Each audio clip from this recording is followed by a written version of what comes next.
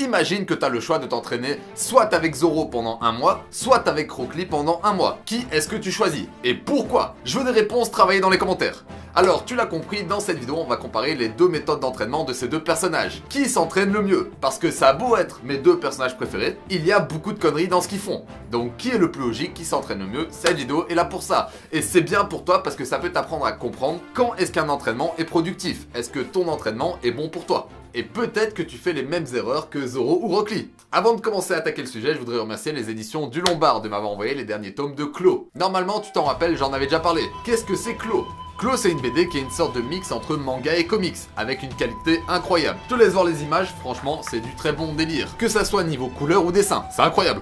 Pour que tu comprennes l'intrigue, Clo, ça raconte l'histoire d'un jeune adolescent qui découvre que son père est mafieux. Mais c'est pas tout, parce qu'en parallèle, il va se découvrir un pouvoir de transformation. Et devine lequel? Une transformation en forme de tigre. Tu sais, c'est un peu comme s'il avait bouffé le Zoan du tigre, un peu comme dans One Piece. Alors, ce qui est génial avec cette histoire, c'est qu'on va suivre Ange, cet adolescent, qui va évoluer au fur et à mesure de l'histoire. Il va grandir avec son pouvoir, et surtout dans cet univers, il n'y a pas qu'un Zoan du tigre, on appelle ça comme ça, mais il y en a 12. Donc 12 transformations équivalentes au signe des zodiaques. Et moi, honnêtement, ce qui m'a pas mis d'accrocher d'avoir une intrigue à cette histoire, c'est justement de voir les musculatures, comment ils font pour les fusionner à tel ou tel animal. C'est assez intéressant parce que tu vois que l'auteur s'amuse à créer des morphologies en fonction de telle transformation. Bon, je vais pas forcer avec, mais si tu veux voir ce que vaut le tome 1, je te mets le lien dans la description. C'est gratuit, regarde par toi-même. Si tu kiffes, regarde.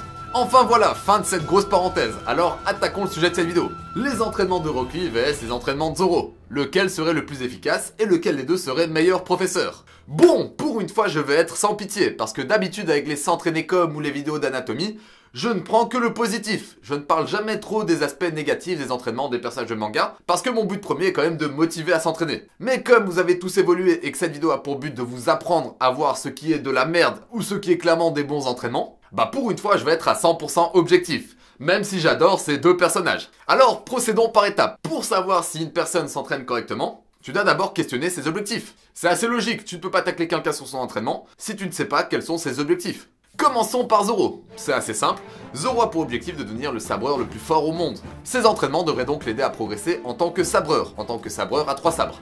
Passons à Rock Lee. Lui en termes d'objectifs c'est un peu plus flou. Il veut prouver qu'avec de l'entraînement, il peut surpasser n'importe quel génie. Mais en termes d'objectifs concrets, on peut résumer ça par le fait qu'il veut devenir un très bon ninja. Et pour devenir un très bon ninja alors qu'il galère dans tout ce qui est ninjutsu et genjutsu, il doit progresser à fond en taijutsu, en l'occurrence dans son style de combat et ses capacités physiques. En toute logique, ses entraînements devraient donc l'aider à devenir un meilleur ninja et un meilleur combattant au taijutsu. Donc voilà, pour l'instant, on a la base, les objectifs.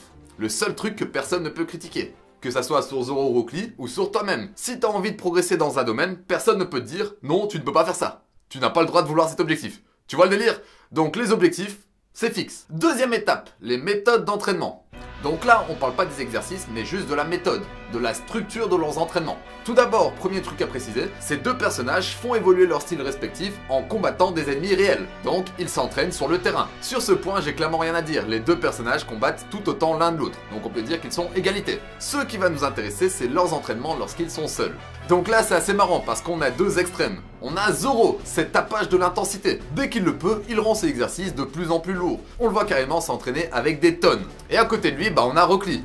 Rock Lee, c'est tapage de la durée. Ce gars ne sait pas s'arrêter. Ses séries sont juste infinies. Et quand il n'y arrive plus, il passe à autre chose. Il passe sur une autre série infinie. S'il n'est pas en mission, ses entraînements n'ont aucune limite de temps. Parlons donc de ces deux méthodes d'entraînement, laquelle est la plus appropriée à ces personnages. Comme on l'avait relevé tout à l'heure, l'objectif de Zoro est de devenir le plus fort des sabreurs. Et pour atteindre cet objectif, il doit être capable de vaincre son adversaire le plus rapidement possible. Du coup voilà, la méthode d'entraînement de Zoro devrait l'aider à générer plus de puissance et plus d'efficacité sur un court instant. Généralement, les combats de sabre ne durent pas une éternité. D'ailleurs, on se rappelle tous du combat Zoro contre Mihawk, ça n'a duré que quelques minutes, même pas. Alors pour l'instant, si on s'intéresse juste à la méthode d'entraînement, donc pas les exercices, on oublie les exercices que Zoro pratique, ça tient plus ou moins la route. Le fait de s'entraîner à manier des charges de plus en plus lourdes peut lui être utile à être plus efficace. Quant à Rock Lee, la page de la durée, Rock Lee et ses entraînements infinis. Il ne s'arrête jamais et travaille beaucoup plus en technique et en endurance qu'en force. Est-ce vraiment utile pour lui? Sa méthode d'entraînement l'est clairement. Rock Lee est un ninja qui part souvent en mission, qui part souvent des jours sans s'arrêter à courir, à sauter, à s'agripper d'arbre en arbre, enfin bref, vous l'avez compris. Il a besoin de cette endurance, il a besoin de cette capacité à résister à la fatigue. Mais bon, pour l'instant c'est encore assez flou. Les deux méthodes d'entraînement se valent, honnêtement. Là où on va pouvoir commencer à trancher, c'est plutôt en observant les exercices qu'il pratique, avec ses méthodes d'entraînement justement. Troisième étape, les exercices. Donc là, on va se baser uniquement sur les exercices qu'on a vus. On va supposer que la base des entraînements soit articulée autour de ces exercices. Commençons par Zoro. Vous me connaissez, j'adore Zoro, j'ai fait un s'entraîner comme et 2 vidéos d'anatomie autour de lui. Mais on va pas se mentir, vous avez besoin de connaître ses vérités.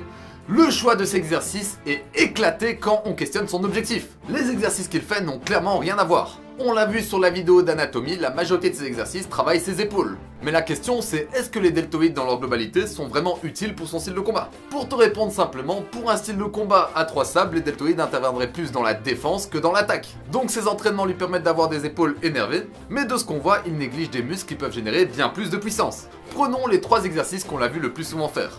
Tout d'abord, les pompes emporiées, que ça soit simple ou lesté. S'entraîner aussi dur sur cet exercice n'a clairement aucun intérêt pour son style de combat. Le curl aux haltères. Alors là, cet exercice il me flingue, parce que à chaque début de film One Piece, on voit Zoro taper du curl. S'il y a bien un exercice qui est inutile pour un sabreur, c'est bien le curl. Cet exercice a pour but de solliciter les biceps, mais ça ne devrait pas être sa priorité. On le voit tout le temps en faire.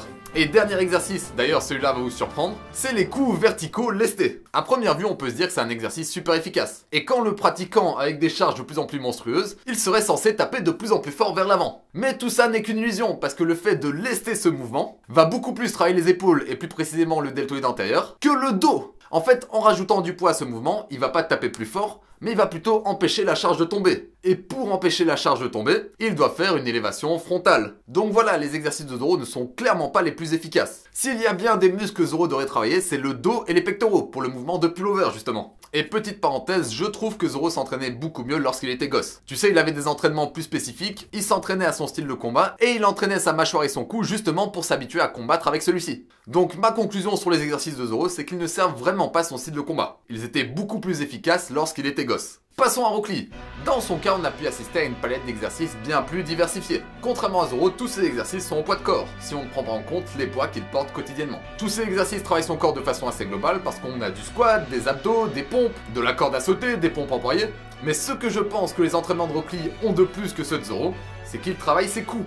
On le voit très bien enchaîner sur des arbres, des séries de coups de poing, des séries de coups de pied, et tout ça, en plus du renforcement musculaire. Donc déjà là, rien que ça, ces exercices servent l'objectif de Rock Lee. Après, comme Zoro, on le voit faire beaucoup de pompes emporiées. Et aussi, on le voit se déplacer sur les mains, faire des distances monstrueuses sur les mains. Du coup, est-ce que le problème est le même que pour Zoro? En fait, pas vraiment, parce que dans le cas de Rock Lee, le fait de renforcer ses épaules, que ça soit sur les handstand push-up ou la marche, vont l'aider à être plus efficace en combat. Tout simplement parce que ça fait partie de son style de combat de s'appuyer sur les mains. Et pour exceller là-dedans, il a besoin d'épaules bien renforcées. Donc honnêtement, de tous les exercices que j'ai vu Rock Lee pratiquer, j'en vois pas beaucoup qui desservent son objectif. Contrairement à Zoro. On peut donc conclure que les entraînements de Rock Lee, en tout cas de ceux qu'on a vus, sont beaucoup mieux choisis que ceux de Zoro. En tout cas, c'est ma conclusion personnelle avec les arguments que je vous ai posés. Si vous avez des arguments qui peuvent contredire ce que j'ai avancé, n'hésitez pas à balancer dans les commentaires, je serais super heureux de débattre avec vous. Avant de partir, un petit point bonus, la récupération. Zoro a des entraînements plus courts et plus intenses, que Rock Lee en tout cas. En plus, il vit sur un bateau assez bien équipé, et il a tout à sa disposition. Il a un docteur, donc quand il se blesse, Chopper peut le soigner. Il a un cuisinier, donc il peut être sûr d'avoir des bons repas bien nutritifs de façon assez fréquente, et on le voit souvent se reposer. Alors que Rock Lee vit dans une maison totalement éclatée, il mange super mal parce qu'il doit se faire manger etc, il n'en est pas capable, et il se repose très peu. Tout ça à cause du fait qu'ils doivent alterner ses missions et ses entraînements qui ne finissent jamais. En plus, on connaît le personnage. Même blessé, même handicapé, il ne s'arrête pas de s'entraîner. Donc voilà, si je devais choisir avec qui je m'entraînerais personnellement, je tendrais plus vers Zoro. Plus pour le contexte que l'entraînement. Mais j'aurais quand même plus tendance à m'entraîner avec lui. Mais objectivement, l'entraînement de Rock Lee est bien mieux choisi. Enfin bref, arrêtons-nous là. N'hésitez pas à me dire dans les commentaires si vous avez aimé ce concept de vidéo. Et n'hésitez pas à proposer 2 personnages à comparer. En attendant la prochaine vidéo, mange bien, dors bien et entraîne-toi bien. Sur ce, Jana!